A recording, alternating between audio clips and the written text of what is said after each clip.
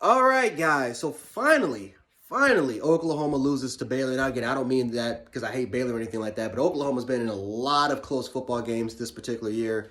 And we're all wondering as fans, when are they gonna get called off guard? When is Oklahoma when is the day finally gonna become where a team finally gets Oklahoma? And Baylor was that team today. And Baylor did it old school fashion. I mean, this was just a straight up ass beating. Baylor, the funny part is that even though the score was 24-14, Baylor could have put up a lot more points here. I mean, for the majority of this game, Baylor had extremely good field position.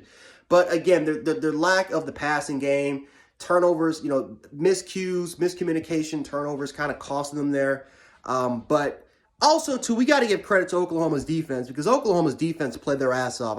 If any Oklahoma fan is going to blame Oklahoma's defense, no, you're wrong. I mean, because that's ridiculous. I mean, that Sooners defense was flying all over the football, guys. And I know what people are going to be saying. Well, they allow close to 300 rushing yards in this game. I get it, right? But, however, Oklahoma did the best they could. That defense did the best they could. When you're out there the majority of the game, when Baylor is killing you in time of possession, I mean, of course, that's just what's going to happen. So, or I'm sorry, not in time possession. I know someone's going to kill me with that, but still, I mean, Baylor they had good field position the majority of this game, and Oklahoma's defense did the best they could. That defense did the best they could to stop to stop the Baylor Bears, and especially in the rushing attack. This offense, though, my goodness gracious, less than 200 yards of offense.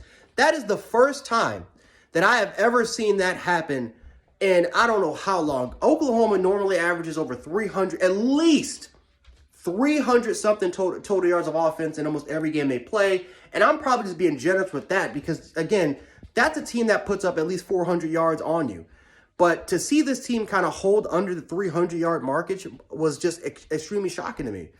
I definitely feel like they could have established a little bit more of a ground game because it seemed like they had some moments where Kennedy Brooks got going because he didn't have particularly a bad game. He had 12 carries for he had like around at least, around close to the fourth, 5-6 minutes left in the fourth quarter. He had around 12 carries for around, 56 or 60 something yards.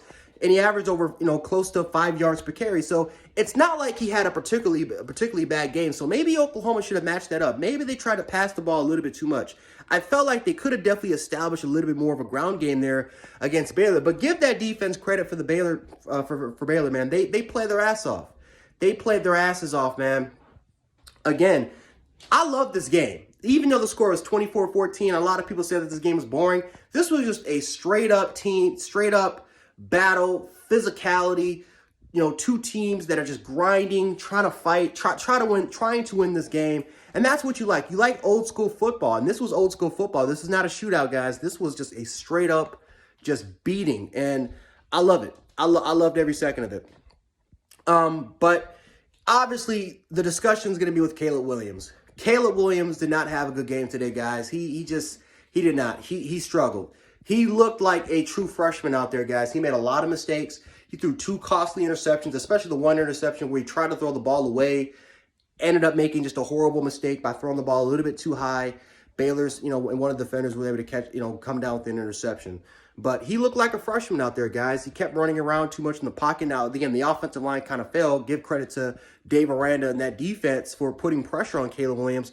But he looked rattled. He looked rattled in the pocket. It looked like he tried to make way too many plays. Just was not on point. Just definitely was not on point today.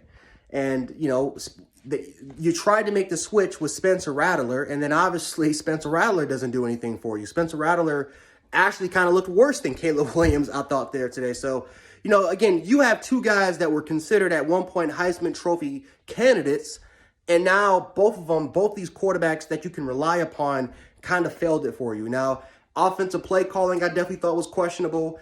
Again, for some reason they kind of turned away from the running game. I thought that was questionable. They tried to do too much.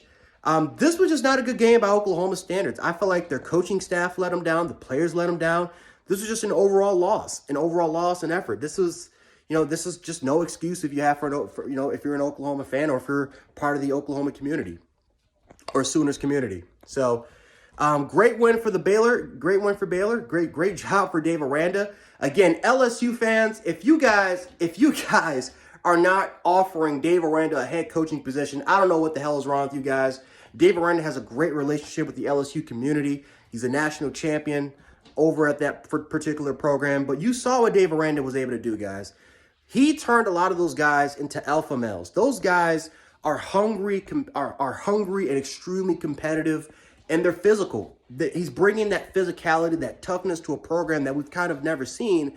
I know people will say, well, the 2019 football team was kind of like that. I think it was a little bit different. This team's a lot more physical than that 2019 football team or any of the past Baylor teams, even when they had a lot of success.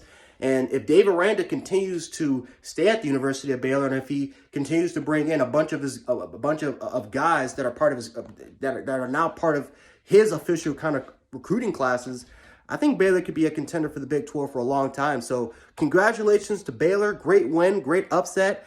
I know the College Football Playoff Committee is definitely smoking on that Sooner Pack right now because they hated Oklahoma. That kind of tell you everything you need to know about them. But the Big 12 is wide open. It's definitely a wide open race right now, and I'm excited to see what goes on in that particular conference. But anyway, guys, Jan Sports, a.k.a. Jan716. More reactions on the way, so definitely stay tuned for those, and I'll catch you guys later. Peace.